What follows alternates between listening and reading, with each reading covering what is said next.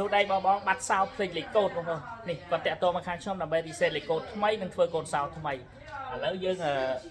បើកលេខកូដមួយសិនរបៀប reset លេខកូដបងប្អូននេះ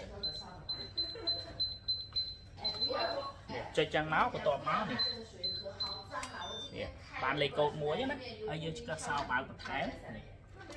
ទូរបស់គាត់យើងបើកបានទេណានេះយើងធ្វើកូដសោថែម2គ្រាប់បន្ថែមទៀត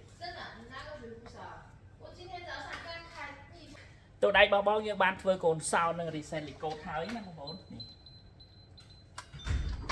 ទូរបស់គាត់យើងបើកបាន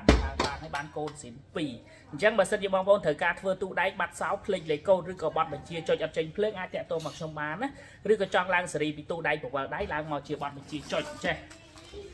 ឡើងមកជាប័ណ្ណបញ្ជាចុចចេះឡើងបានតាក់ទងមកខ្ញុំមកតាមលេខទូរស័ព្ទឬក៏តាម Telegram ណាសេវាកម្មចល័ត25ខេត្តក្រុងដល់ណាក៏ខ្ញុំទៅធ្វើឲ្យដែរទេមកបងប្អូនណាអរគុណ